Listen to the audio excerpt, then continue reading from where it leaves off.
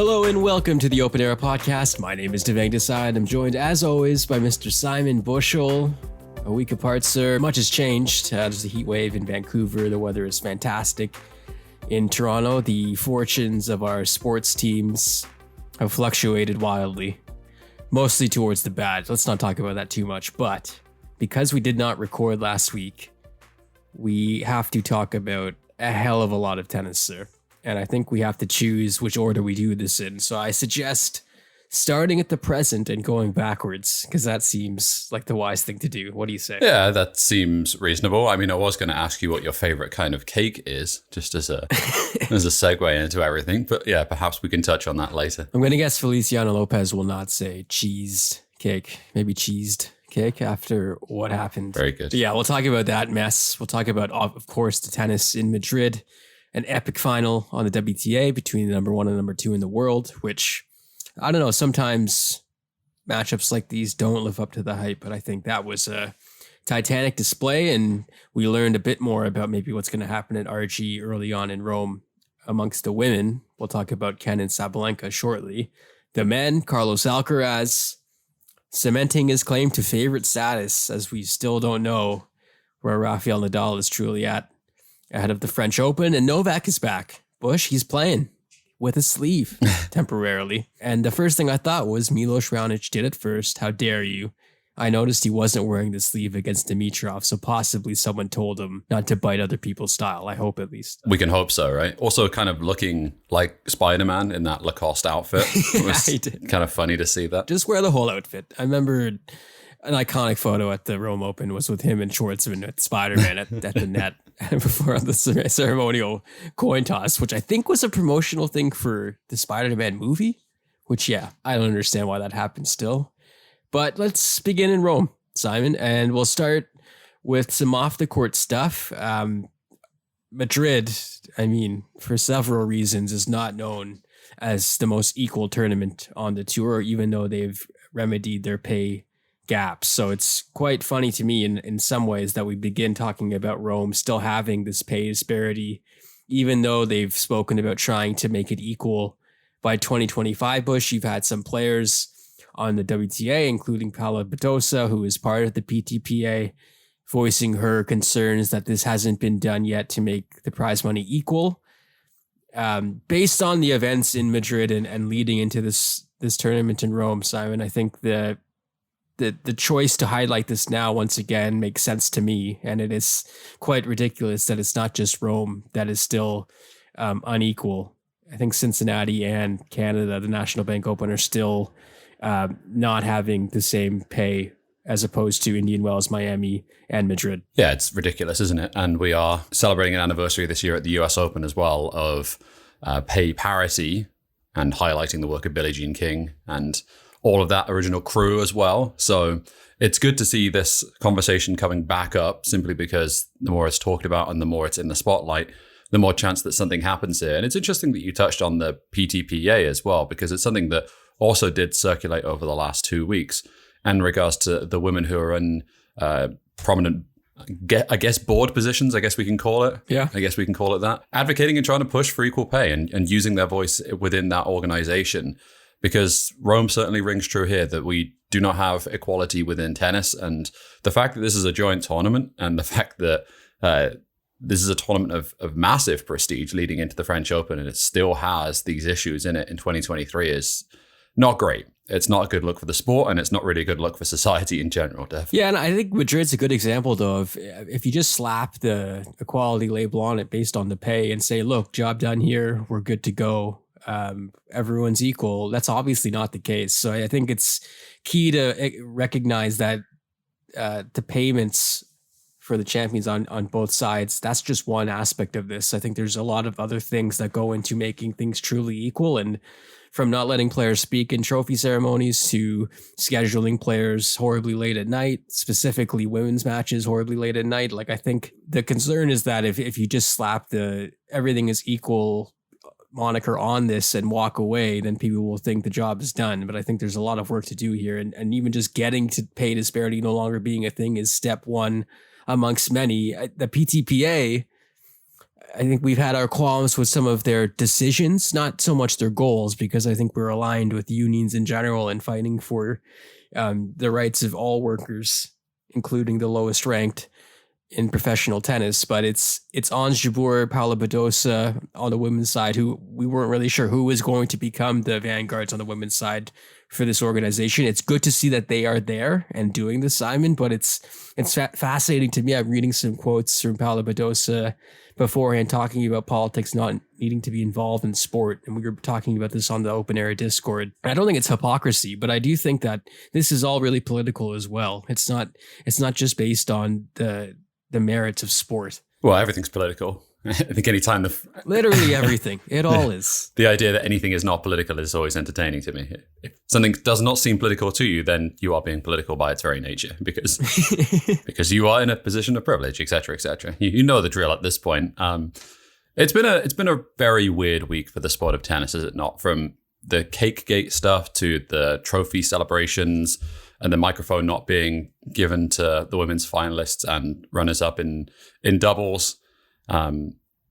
Sort of some of the backhanded comments that came from Feliciano Lopez. It certainly seemed like he didn't really want anything to do with this as a conversation when pressed about it. The same thing is true of Iga Swiatek voicing concerns about having to finish a match at 1 a.m/2 a.m. Mm-hmm. Just a shitty look on the Madrid tournament, and really just, again, highlighting that these issues, which you mentioned, are not just down to pay. They are down to how the sport is presented, and they are down to how it chooses to showcase the women's game. I don't think anything's really different than the last time, quote unquote, we had a big discussion about this, which was following Serena Williams' outburst at the US Open in 2019. Geez, 2019? Is that right? I think it probably is. Maybe a year before that. 2018. Yeah. Okay.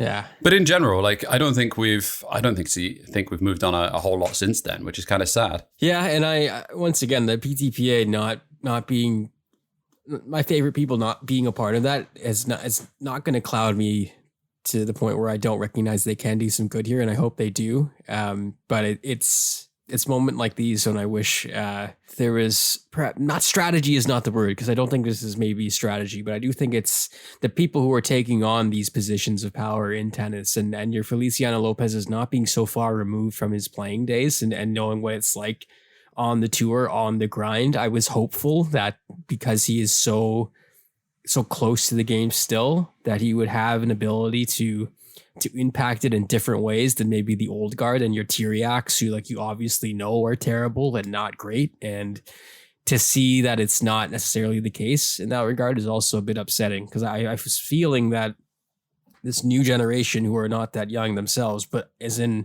newly retired and fresh off the tour and in a position to become the heads of their various federations or take over their various tournaments and be figureheads going forward, much like the retired players of yesteryear were. I thought they could facilitate some actual change, some positive change. And just to see Feliciano's immediate reactions, like you, I was very put off and saddened by that. But just to stay on Rome before we talk more Madrid in the second segment, Simon, because this tournament is 80,000 years long, like Madrid, we're just getting started there.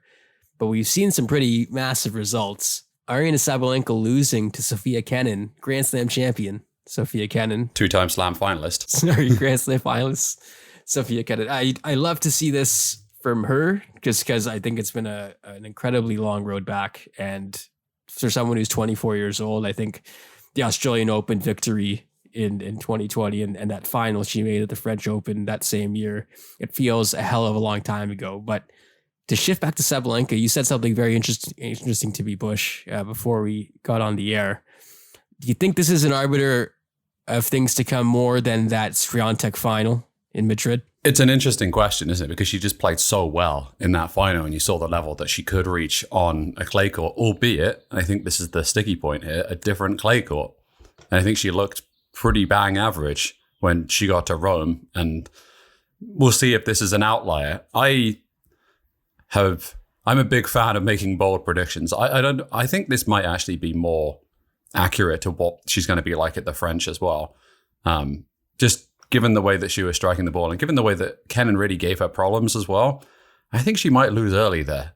I kind of feel silly saying this on the record when she inevitably wins the tournament, but yeah. I do have a sneaking suspicion that like those slower surfaces and making it more hard to hit through the ball, she was getting so much easy power and help from the court in Madrid, which was not happening here in Rome. I just have a sneaky suspicion this might carry through to the French. Yeah, and it was a weird match too. Like Sabalenka came back a few times in the first set, and when she forced the tie break by breaking Kenin, it felt like, okay, maybe we'll return to normal proceedings. But she was off in the tiebreak as well, fell behind a bunch, fell way too far behind to actually win that tiebreak. And then the second set, it didn't seem like she was fully in it, and Kenin was able to take the lead and go from there. It is bold to say this because Sabalenka has been the most consistent player on the tour. She's won the most matches so far at that time with the loss with 29, and she has made at least the quarterfinals of every event she's entered. So not bad. I don't know. I think it's bold, but I like bold. But I want to lean more on saying this is Sofia Kenin possibly becoming a problem again early on at a slam, which would be fun. We just saw Amanda Anisimova step away from the tour, announcing she wanted to take care of her mental health. And I know she's had a really tough few years, her father passing, her father being a huge part of her tennis career. And she cited her mental health and just not being in a good place. And I mean, all the power to her, and we hope she comes back. But I think you heard similar things from Sofia Kenin, Simon, after winning that title in 2020 and having that big success, and then kind of finding the tennis wilderness not so far after. It's cool when people are able to come back. And I do feel like you're going to see more of players stepping away earlier, but possibly coming back more often. And I think that's good. I think it's positive that people are finding it, that it's okay to not have to go into the grind week in, week out when you're clearly not up for it. And just to put some color on that as well, this is Kenin's first top 10 win in over 3 years. 3 years. Considering this is a former Slam champion in 2020. And she also got, lest we forget, she did get the French Open final.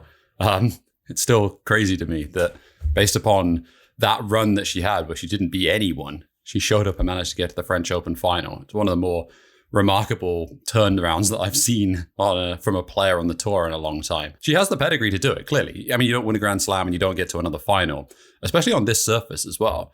Her game actually really does suit this surface, and it really does suit these kind of conditions as well. So I'm not quite with you, Dev. I don't see this as the start of a revival, but then again, I'm also very happy to eat my words on this one. It's this kind of contingent on clay becoming even more junky and like accepting not junk ballers, but some more craft and some more guile. And I think like Kenin is one of those players that can dig into the toolbox, much like I want to believe Bianca could have a lot of success on clay as well, but it did not go well in Rome at all. The less said, the better about the Canadians in Rome. Felix Scott, I don't want to say obliterated, but he lost to a very informed Popperin. But man, not looking great for the Canucks heading into RG. I wanted to touch on someone else struggling though, Simon.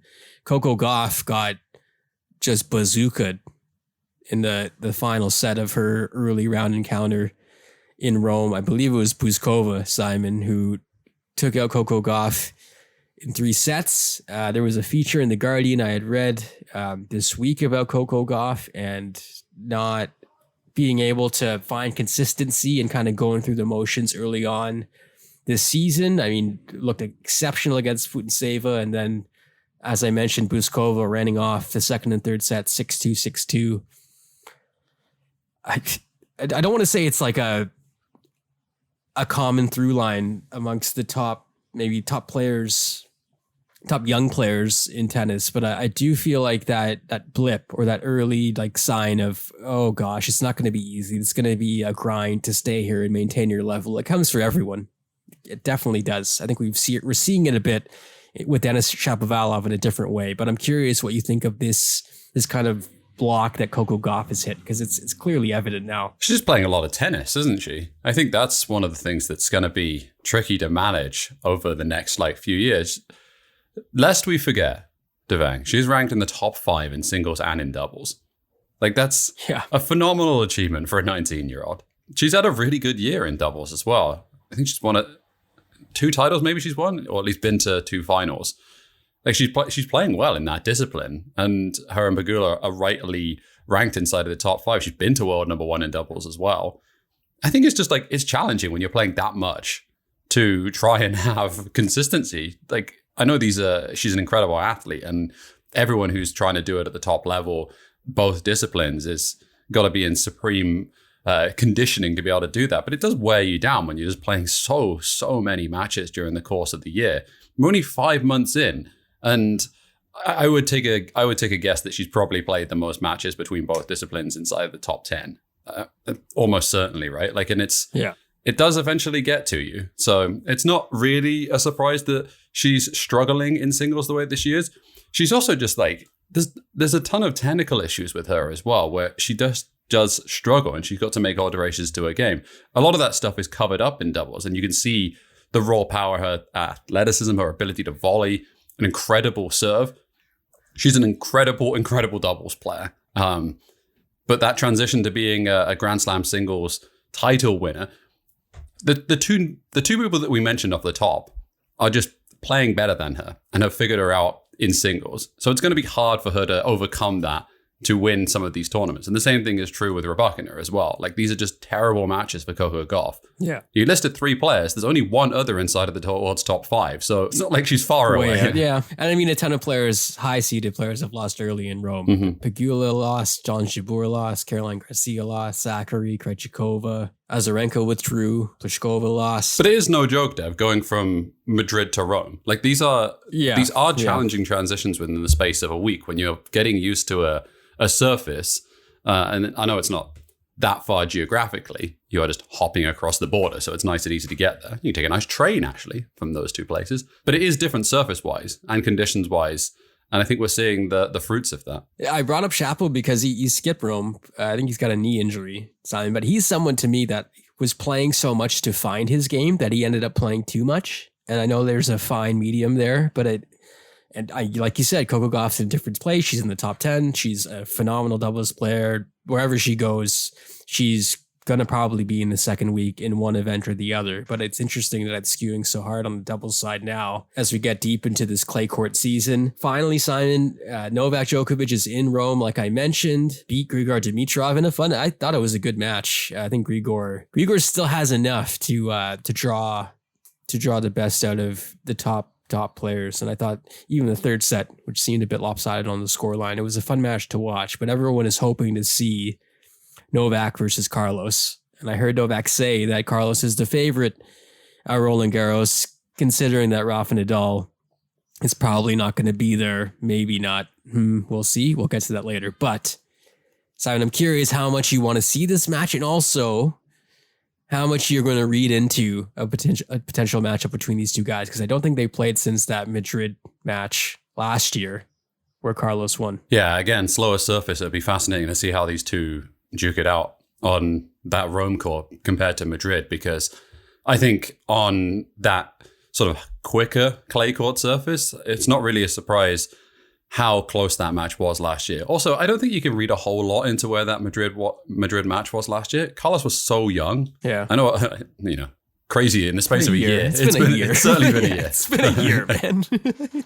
But he's definitely a different animal now than he was at the same time last year in terms of... I feel like we desperately need this generational clash at a slam. Like, it's been great seeing Carlos rack up his titles, and it's conspicuous that where he's been able to win, Novak hasn't been there, which I think is fair to point out. So I do want to see them go at it at Roland Garros. But if we're going to get it in Rome as an appetizer, please give it to me. I do like Novak saying Carlos is the favorite at Roland Garros. Like, it's not a wrong statement, but also it's got a teeny bit of, yeah, but I've won over 20 Grand Slams and I'm that guy. So call him the favorite, but what does that really mean? I think Carlos is the favorite going into that match, regardless. I think he's younger, fitter, in better form. I would take Novak. How about that? It's a hypothetical bet, but I think I'd still take Novak just for kicks. I think so. I can understand where you'd come from in that position. I think the point that I would make on this one is he is not like some of these other pretenders to precocious the throne. Yeah, like this is a different beast to all of those. With the greatest of respect to Danny Medvedev and Alexander Zverev and all those other players. Andrei Rublev, right? People have come up, have been inside of the top 5. Even just the way that you're saying their names is disrespectful, but I see where you're coming from. I shouldn't even say that about Medvedev. Medvedev has a great record against Djokovic as well. But like in general, I just think I think the transition has happened already, and the matchup that we get against them, I would be very excited to watch because I think it might go one way. It might be smoother sailing than we like to think. Let's hope we get it. All right. When we come back after the break, we're going to dive into Madrid, talk a bit more about cake. I know everyone wants to hear that. But also some more on Sabalenka, some more on Alcaraz, an Aslan Karatsev sighting, a lucky loser making the final, Zhang making a huge mark for Chinese tennis. All of that coming up next on Open Era.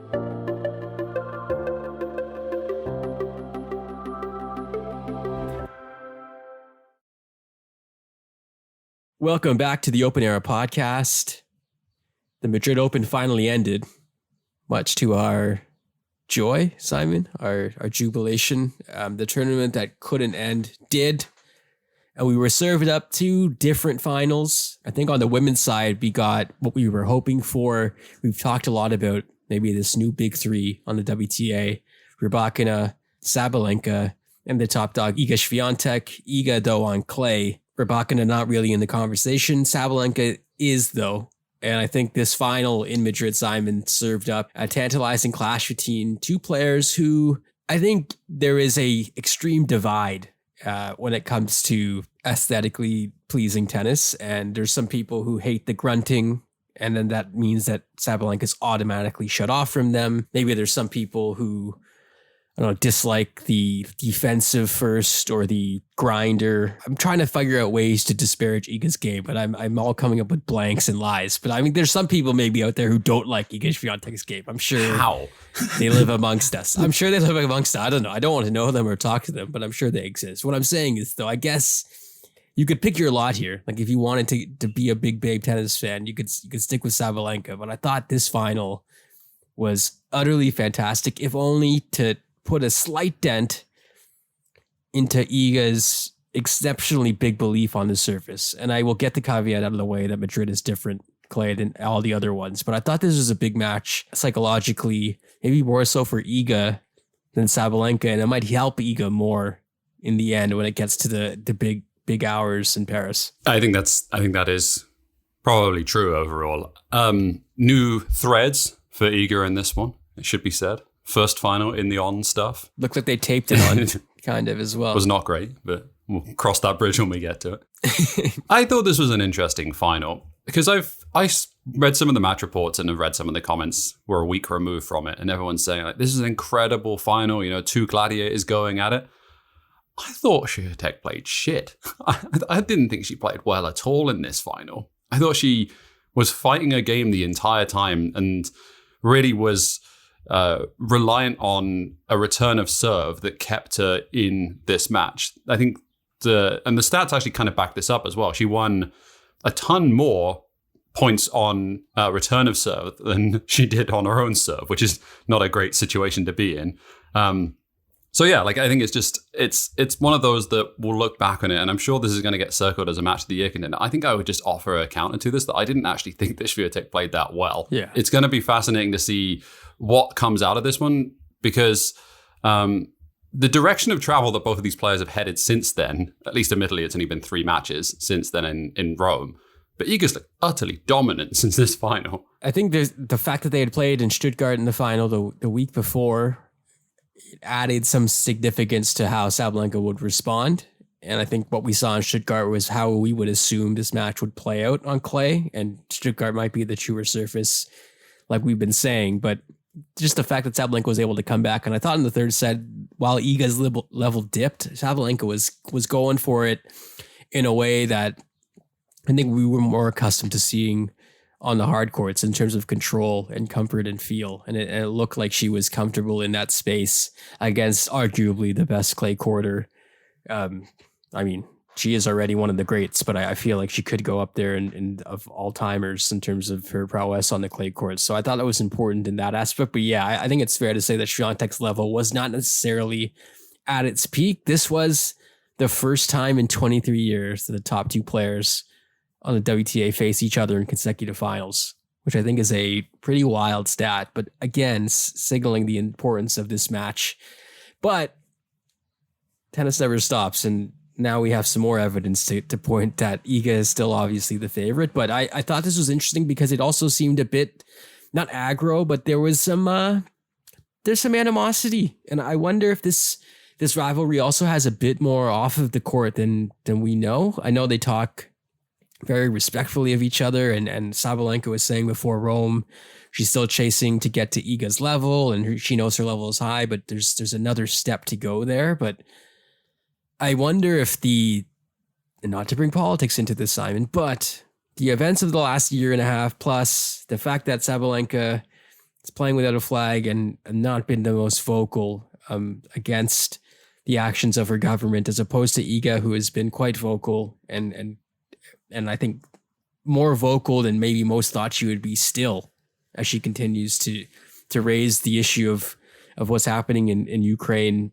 I wonder if there's something else at play here as well. Oh, I love the speculation, Dev. It's great. We got to do this more. Honestly, though, it's not less so maybe between them, but I do think the fans and the way the fan discourse is around these two, it's not toxic, but I did find things to be very interesting during that Madrid final in sometimes negative ways.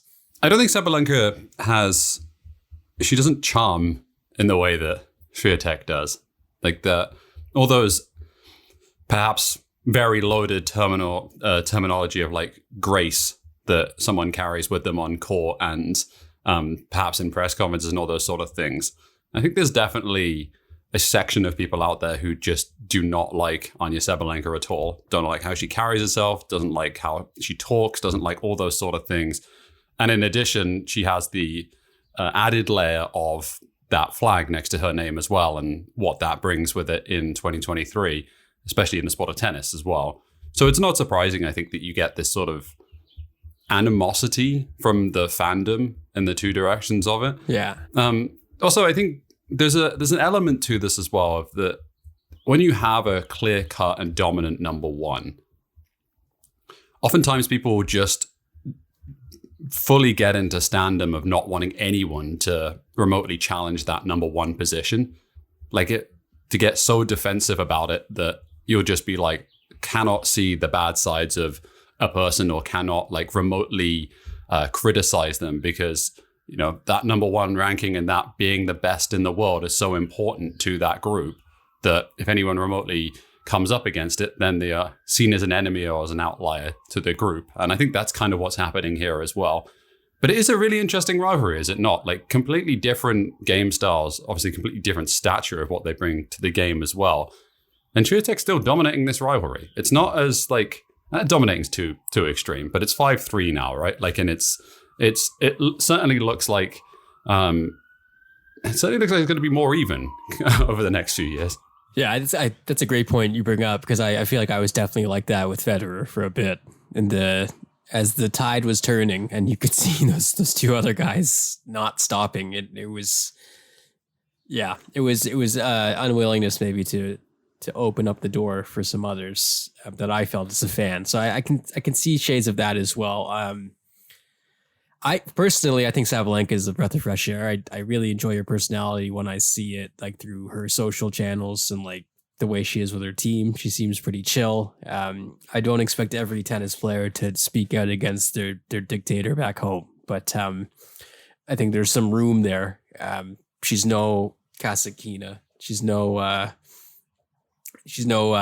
outspoken person in that regard, but I guess it's another question of, do we require this, or is this a mandatory thing to have from our athletes when we want to support them? That's another question we have to consider. Fantastic match, though. I will say that I'm with you, Simon, where if it got to RG, the calculus hasn't really changed here. It's Iga versus the field. But I'm feeling like there's less players in the periphery right now that I feel confident saying can pose a challenge to her early on. You know, as much as I speak the depth of the WTA, watching some of the people that I would be thinking as potential people to trip her up, like I watched Kalinina beat Kenin the other day after Kenin beat Sabalenka. And I'm like, oh, this is someone who maybe can cause Iga some problems, but I don't know if that's actually true. Or maybe a Zheng can step it up again and maybe take the next step. But it's your random, it's your Ostapenkos, it's your Zhengs, it's your Kalininas. I'm looking at like the below 20 now rather than in the top 20 to challenge Iga in a weird way, because I feel like it's going to be someone random rather than one of her peers if they were to take her down. I think just testament to how good Swiatek is and has been over the last few years is that I'm always really, really surprised when she loses now, especially on a clay court. I mean, I made the prediction 2 weeks ago that I didn't think she was going to lose in the whole clay court season this year up through the French Open. Okay, she lost in a final. We'll see how she gets on this week. It's right. Just the level is so high that if someone has to play exceptionally well to beat her, and she's got to that point where she can overcome her bad days and get through. And when you're able to do that as the world number one in the game that she has, she's just, I mean, you know that Vince McMahon, the 4-panel one? Yes. I'm kind of like maybe the third one anytime she loses, or I'm just like my mind is blowing out the whole thing. By the way, Ostapenko bageled Krejcikova in Rome. Just file that away. Wowza. I really do hope we get Swiatek Rybakina in that quarter in Rome as well, because I think that would be fantastic to watch. We'll switch to the men's side. Carlos Alcaraz, the face, the power of men's tennis. Like we mentioned, he won in Barcelona, beating Stefanos Tsitsipas handily. This time around, Jan-Lennard Struff, lucky loser, making it all the way to the final. Wonderful story. I want to chat about that a bit more, Simon. But Carlos Alcaraz figuring it out. Didn't look like he had his best stuff either in that final. Quite a testament to, I think, to Jan-Lennard digging deep and not making it easy for him in that second set. But another title. It's funny. It seems like, I'm not saying the mantle has passed in Spain by any means, but he's a very popular person, Simon, in Spain. Like, I think we were maybe not understanding his level of profile yet, but he's massive. Must be so challenging for the country of Spain to have literally gone months without a player at the top of the game. Yes, very good. Yeah, I don't think he played great during the course of the week, but he had enough, didn't he, to get across the line, especially the players that he played as well. One thing of note that I found, that the mics on court were quite loud during Madrid. Mm-hmm. And Charlie is a chatty boy out there. Like, hearing him, like, at the end of every single point, like, chuntering to himself and pumping himself up and always, like, having a comment and always chatting with the box and everything. He definitely is all energy out there. The energy level that he brings to the match, I think we often forget is a huge part of why he is so successful. It's just kind of, I thought it was interesting watching him and getting to hear him on court as well in the way that we were mic'd, because, yeah, it's kind of interesting to listen to him. They probably used all the mics on the court there instead of giving them to the doubles ceremony, right? They didn't have enough to go around is probably the explanation. Jan-Lennard Struff, though, lucky loser making it. He played Aslan Karatsev in a wonderful semifinal. I had a lot of joy watching that. I had a lot of joy watching Aslan Karatsev as well be a relevant force on the ATP. It's been a while. Yeah, more than a while, Dev. It's been a significant amount of time. Yeah. And nice to see him get to a semi-final. He had his chances as well to be a finalist here. As that match against Struff, he had a real opportunity. And it was the road for Karatsev during the course of the week. Obviously beats Medvedev in that match that was entertaining to watch. But he had a banger of a week, Dev. Yeah. Like, the people that he beat along the way was really quite astonishing. And you've got to, like, this is kind of out of nowhere. At this level, at this kind of competition level, Karatsev's been nowhere since he made that run in Australia and had that year that he did. It's really been free fall since then. So it's kind of nice to see him back to what we know he can be, because he's such a good and clean ball striker that he's a joy to watch when he's playing well. Wanted to shout out Zhang Zhizhen as well, making the quarterfinals. I watched in full his match against Shapo in the second round. Once again, left shocked and appalled by some of Shapo's decision making, especially in that third set tiebreak. But Zhang followed it up with maybe the strongest consecutive run there of Shapo in 3, Nori in 3, Fritz in 3, all of those ending in tie breaks. That's some clutch stuff, sir. Zhang's a big boy as well, isn't he? Yeah. He is a monster of a man out there. It's quite intimidating and quite imposing. You don't usually... these are not the things you think of when you think of Zhang Zhizhen. Like there's definitely some other aspects to his game which I think are interesting, but he was dominant out there. I also wanted to shout out Khachanov and Rublev winning the doubles title, their first title. But cool to see them successful. They all seem to get along, eh? Those Russian lads. No comment. No comment. Okay. I wanted to end on Andy Murray, who won a title as well. A challenger title, though, beating Tommy Paul. Why is Tommy Paul playing in this tournament? He's 17th in the world. This is because Madrid is 80 years long. And now if you lose early there, you got to do something else, right? In that second week. So yeah, I was a bit surprised to see Tommy Paul. And I think he's in his top 20 still or something like that yet. But Andy Murray beating all of France on the way to the final. And then I think it was 4 Frenchmen in a row. And then Tommy Paul in the final. Sounds like he's going to target Wimbledon, but he'll go to Roland Garros just to hang around a bit. I do find this exceptionally cool, though, Simon, when someone is now strictly playing for playing and like obviously needs reps and all of that kind of stuff. But watching some of these matches on the ATP Challenger website and seeing the atmosphere he generated, cool experience for him, but also a massive experience with all those people lucky to watch a tournament of this size and the people he was playing against as well. Like, I think it's moments like this that I think are unique to tennis. This was the equivalent of your biggest band in the world playing a close-knit, smaller venue, wasn't it? Yeah. Let's think. With like 100 people in attendance in a basement. But what's a good example of this? What's the best known... I was trying to think of an artist. It doesn't work that way, though, doesn't it? If we knew about it, then doesn't it? It does. It's true. Purpose? Yeah. But yeah, this is the eternal question with Andy Murray, and I think the reaction after he won, our friends at Murray Musing's going ballistic in a positive way. Like, this is the whole point, and like this is the. If you want to question why he's still playing, or what's the point, or is this worth it, or why are you doing this? Several questions that I think we've asked several times regarding Andy Murray. I think it's A, obviously the joy, the love for the sport, but B, moments like this, he likes to win. Are you kidding? Of course he likes to win. That's why he's playing. And even if it's a challenger event, I think psychologically it's a massive step for him. Back inside of the world's top 50 as well, from what I remember. Right. Like that win took him back inside the world's top 50. Lots to be positive about here. Lots and lots. Arrow pointing upwards for Murray. If he can get to the second week of a Grand Slam again, my goodness, what an achievement that is.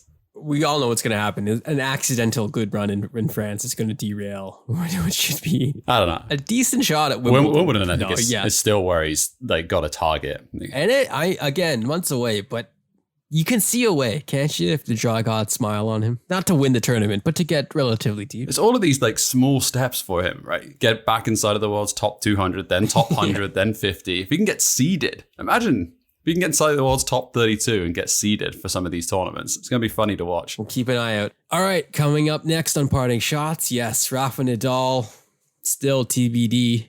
Emma Raducanu has surgery. Serena Williams news, some US Open stuff, Holger Rune, Chapo, Ghastly kits, all of that coming up next on Open Era.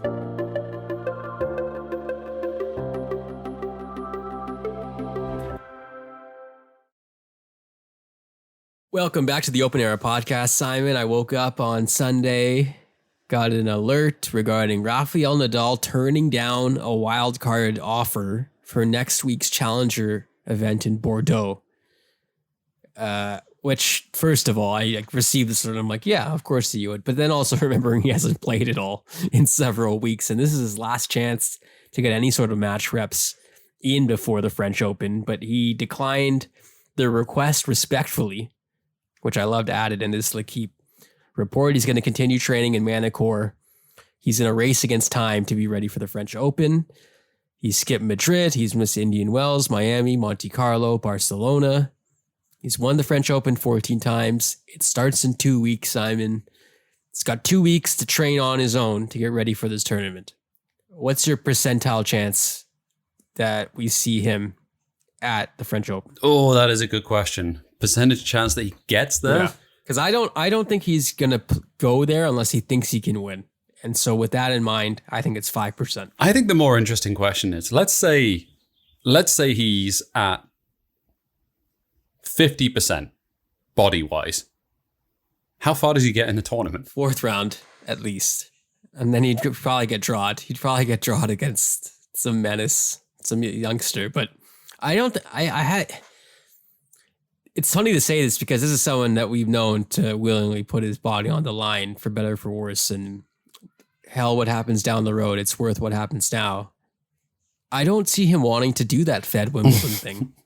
The Fed like dying towards the end of the Hurkacz match and like being gurdied off the center court. I don't think he wants to do that. I think he wants to, and we've seen this from him where he will only play if he knows he's ready.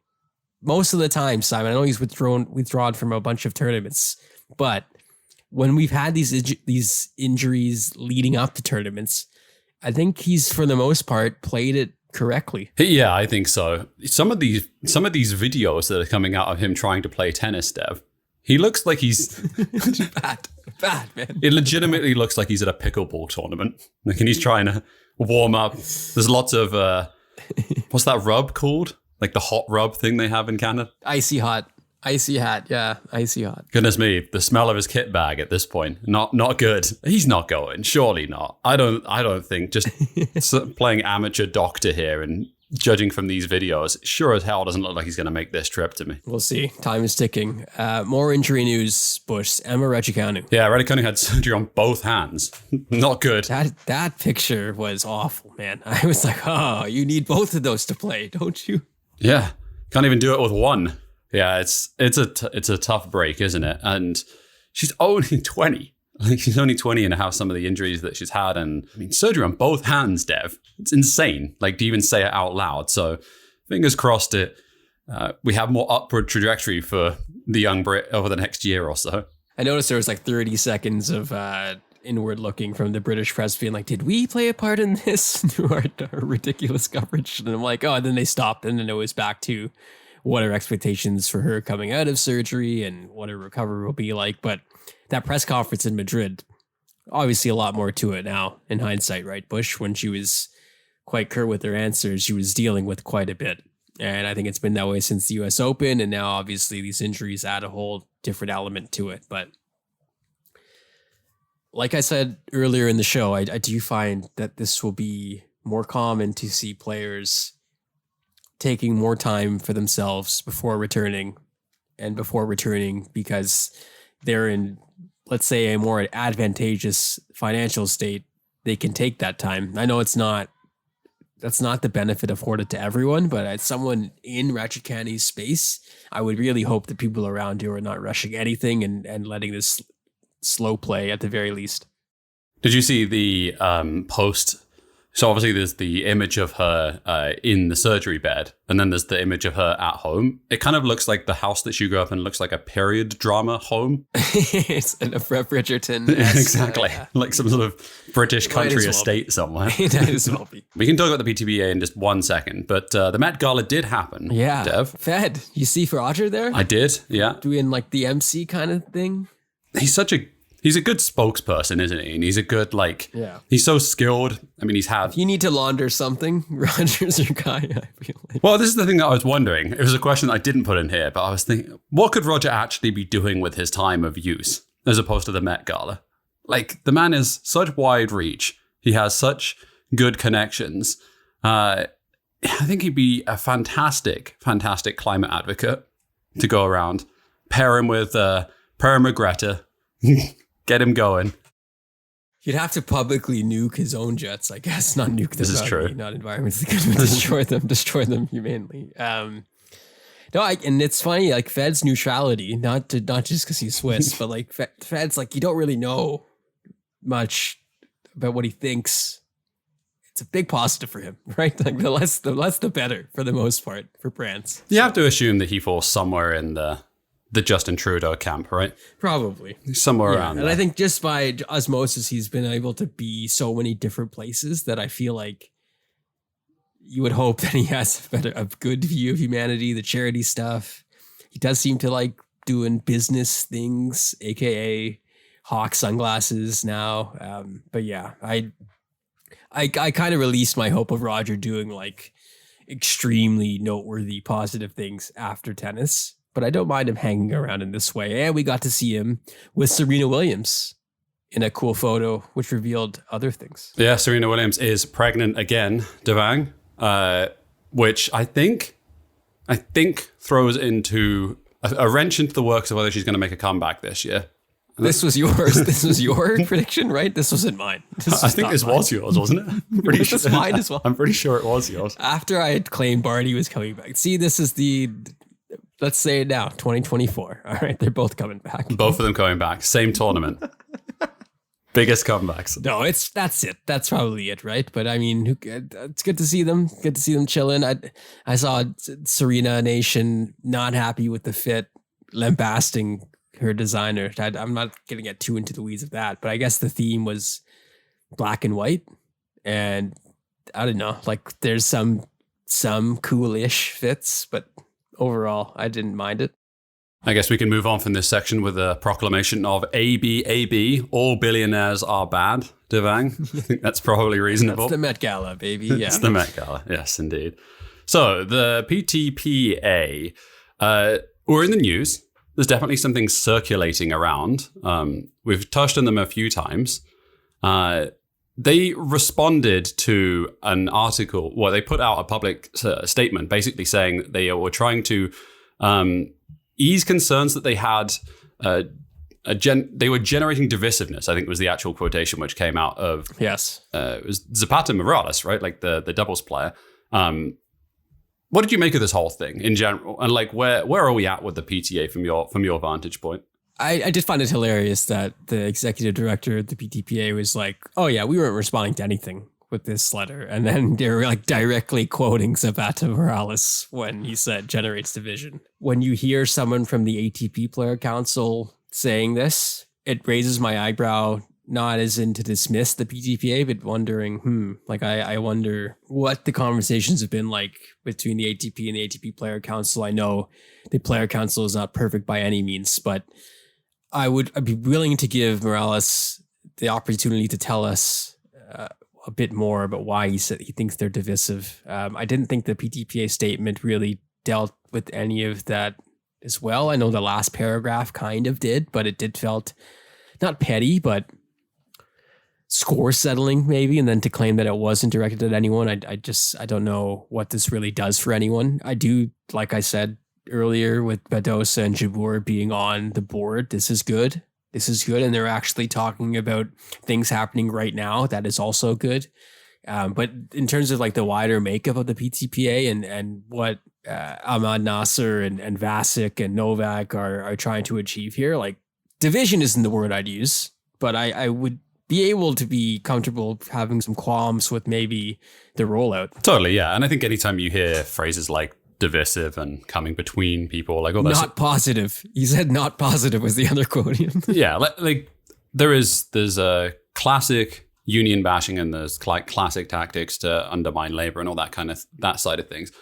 I think there is an interesting question here of sorry, you can cut my cough out. There is an interesting question here of intersectional look at this and trying to understand. And I must admit, I don't know enough about intersectional labor practices or how these different, because like in our first segment, we touched on sexism within tennis. And we touched on how effectively these two groups of people, the women's and the men's game, are at different points. And they're effectively fighting for different things. We're trying to get pay parity. And one of those things is almost not taken into consideration. Even an organization like the PTPA, this was not founded with women in it.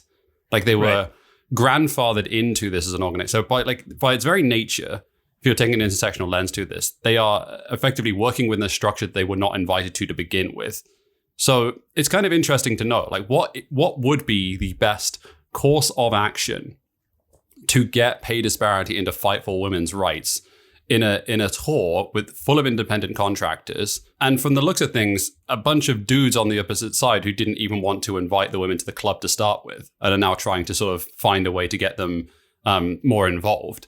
It is kind of fascinating, and I don't have all the answers to that, but I would be open to really, like a discussion about it and to learn more about it. Yeah, and I would say in the PTPA's defense, like I'm totally okay with getting it wrong and trying to fix things and like fixing things for the better. And it does seem from those early days, from that group photo when it was just a bunch of dudes standing on a tennis court being like, "We are the PTPA, like get used to it." And it's like, where's other people? I don't know, Dev. On some of this stuff, I do buy it. I definitely buy you have to give organizations, especially like low or fledgling organizations, because there is a merit to this of like, yeah, you are going to fuck up a bunch when you're first starting to do this, when you're coming up against power.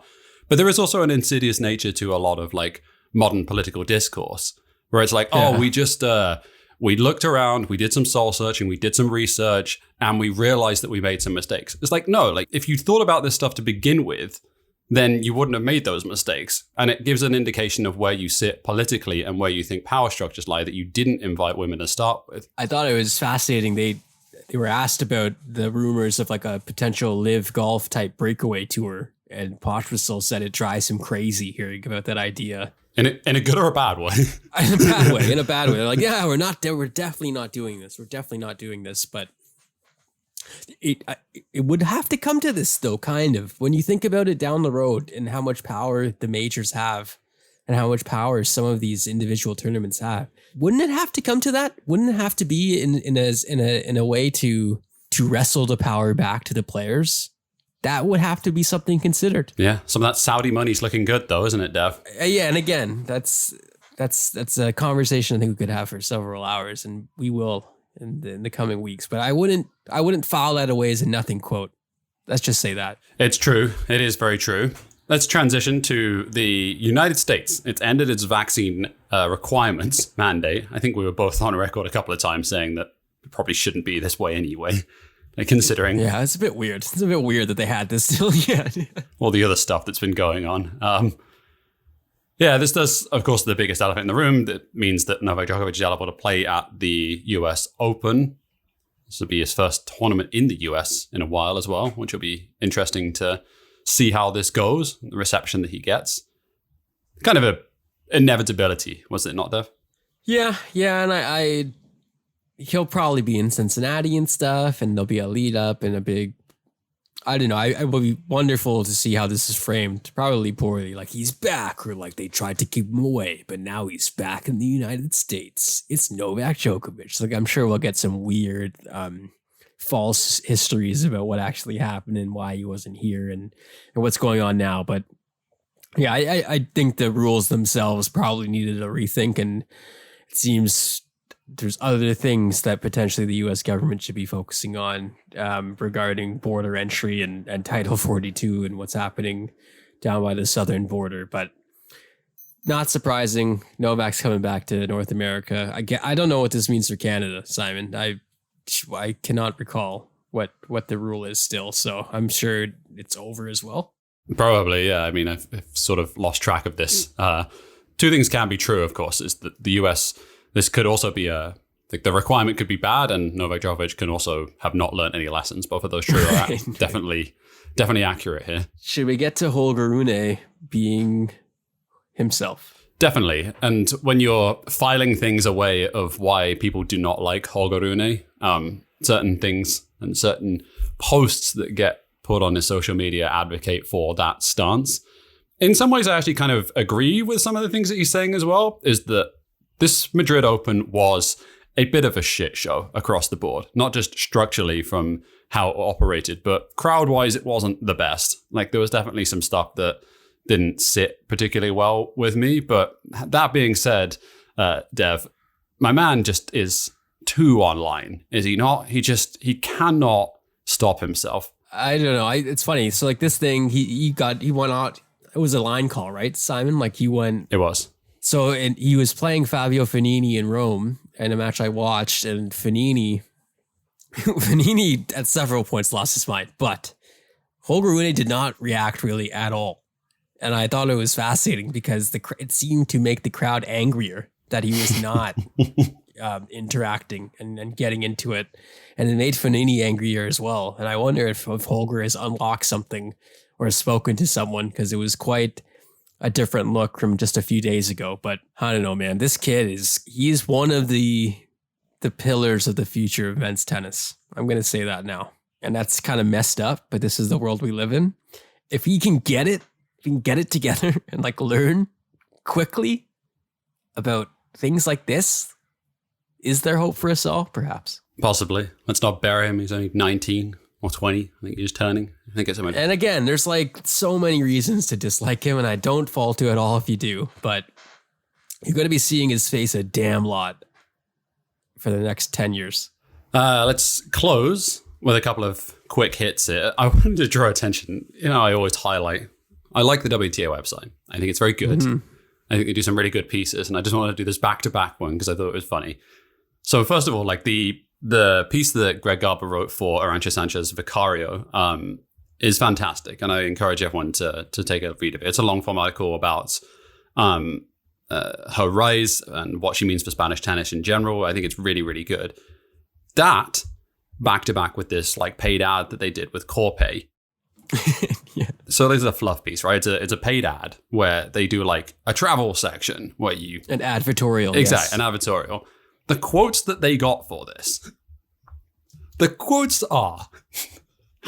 So it's like, what are your favorite things about Madrid? So we have Maria Sakkari, quote, "When you have a day off, you can just relax and do fun things. Visit the city, walk around, go have a nice dinner." End quote. Mm-hmm. Okay. Mm-hmm. The second quote from Magna Let. "The food in Madrid is really good. I recommend the paella. My favorite is the vegetable one." That's it. That's the whole article. That's all you need. That's all you need. And like huge graphics too. Like they could have made Corpay bigger on that graphic. Yeah. It took me longer to scroll down to the bottom of this page. Yeah, the page was loading. The page load was just ridiculous. I've seen worse, sir. I've seen worse. That's all I'll say. I guess at least they got quotes here, even though these are definitely made up quotes. Exactly. There's definitely one of those where like you sit around in the room right with a whiteboard and you just make something up and then you go to the... Will they approve this? Yeah. You just go to the PR person. Ridiculous. This looks like something that Maria would say, right? Yeah, totally. We'll go and ask her agent. It'll be fine. Moving on. Yeah. All right, should we touch on Cake Gate to close? Yeah, let's get to it. Okay, so where did you sit on this? And ultimately, how much should people read into the fact that Anya Sabalenka got a smaller cake than Carlos Alcaraz? Initially, I wasn't going to say there was that big of a deal because Alcaraz is in Spain and like he's the national son. That being said, everything else that happened after that makes me believe that it was real and that they intentionally gave Sabalenka a smaller cake. It's not the issue, but I think it's just one of those things again. Little things go a long way and they stick in people's minds. And while initially I didn't believe it to be malicious, based on everything else we saw, I have to side with the cake haters, I guess. So I think the cake is one thing, but I think not necessarily this. It doesn't seem like tinfoil hat territory to suggest that the women that were involved in that doubles final were not allowed to speak. It certainly looks to me like they were intentionally muzzled. Because it was Coco Gauff, Jess Pegula, Victoria Azarenka, Beatrice Haddad-Maia. You can safely say I think three of them were quite pissed off about things and were let people know before so that the Madrid officials got scared.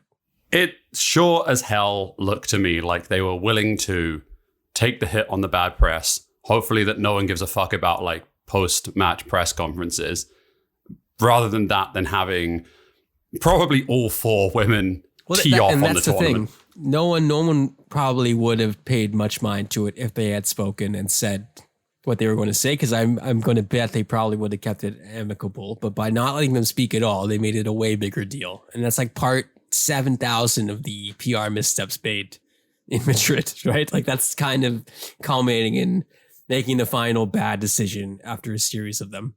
One final point, Dev, to close parting shots before we get two challenges remaining. Have you seen the state of this Danny Medvedev kit? First of all, clean shaven, clean haircut. The man looks about 14. And then secondarily, is this a homage to Minecraft? Everything that's going on here? Yeah, the bricks potentially. Lacoste has not missed really in a long time.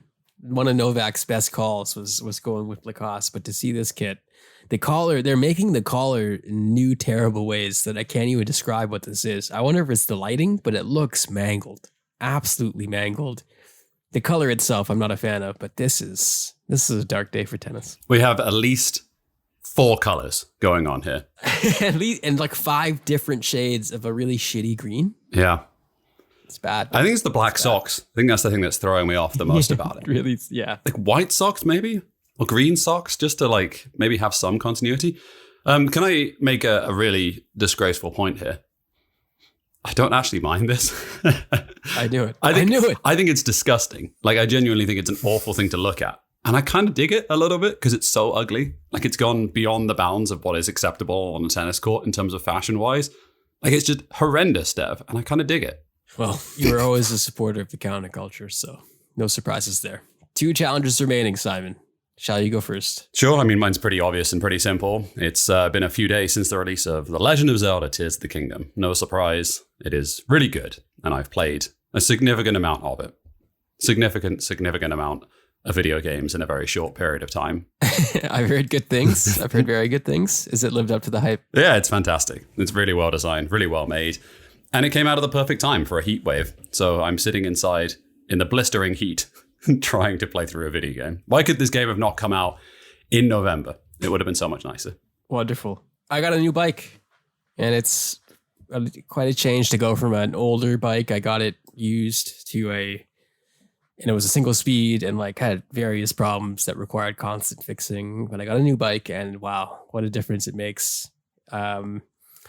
Gears. Shout out to Gears on bikes. Absolutely.